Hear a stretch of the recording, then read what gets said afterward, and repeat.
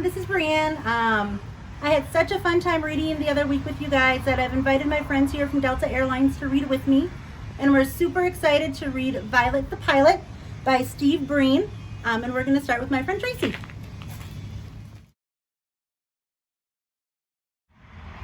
Everyone in town knew that Violet Van Winkle was a little different. For starters, she and her parents lived in an odd-looking house next to the junkyard her father managed. And while other girls were playing with dolls and tea sets, Violet played with monkey wrenches and needle-nose pliers. Violet was a mechanical genius. By the time she was 2, she could fix almost any broken appliance in the house.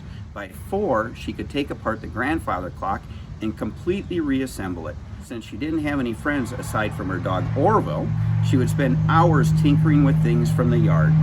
Violet's parents were very proud of her, although they weren't too happy the time she put a lawnmower engine on her cousin's tricycle. The older she got, the more interesting Violet's creations became. Around the time she turned 8, she was building elaborate machines from scratch, and not just any old machines. Flying machines! Her parents couldn't believe their eyes when they saw Violet zoom by for the first time. They were a little worried in the beginning, but they quickly saw that she was a pretty good pilot. "Careful not to hit the house," Violet's father would yell, and "put on a sweater," her mother would add.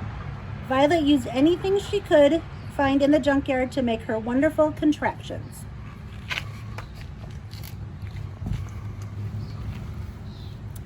There was a tub bubbler, a bicopter, and a rocket can.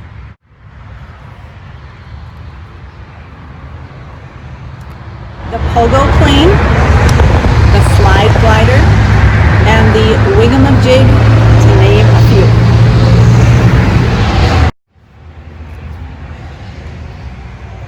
Violet's engineering was pretty sound.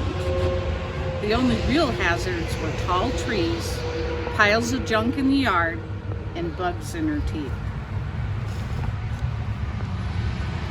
Kids at school would see Violet eating lunch alone and make fun of her strange books and greasy overalls. Claude and Clyde Mulrooney were especially obnoxious.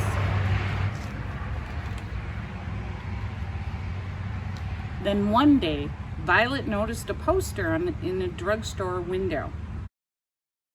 Air show, October 20th, it read.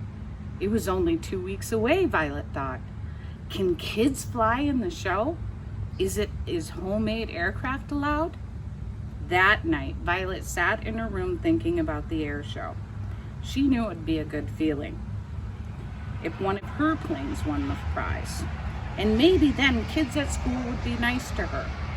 Violet pictured exactly where she would hang her blue ribbon.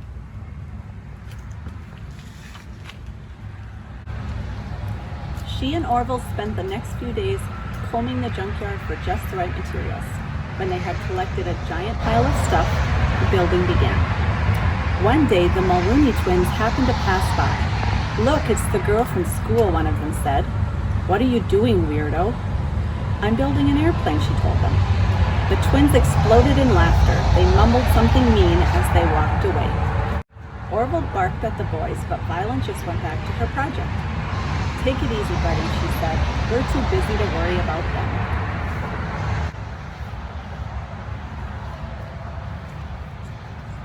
Finally, after days of hard work, Violet had finished making her flying machine. She named the magnificent new craft the Hornet. "Wait till the people in the grandstand see me flying this," Violet said to Orville. The test flight was a success.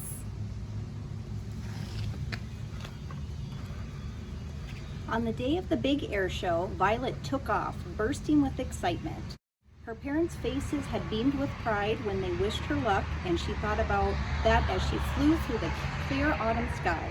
She calculated that the trip would take about 20 minutes. She would arrive just in time for the start of the show.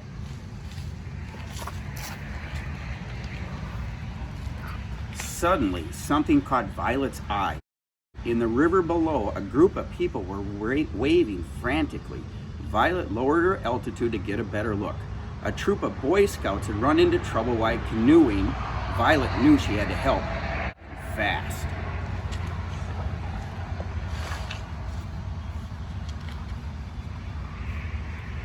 It wasn't easy rescuing all the boys, but Violet piloted the Hornet with careful precision. Saving the Scoutmaster from going over the falls was particularly dangerous.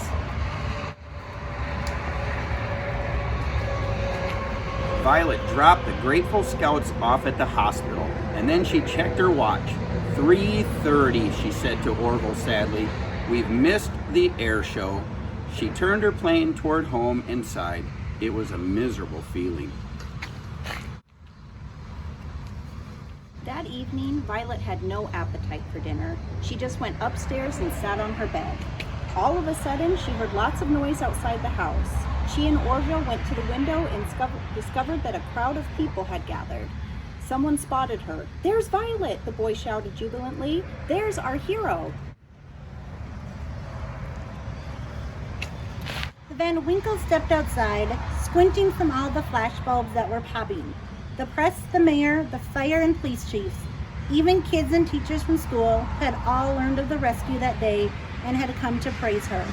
"Young lady, please accept this Medal of Valor as a token of our gratitude and esteem," said the mayor, and he gave Orville a new collar with a license that read K9 Hero.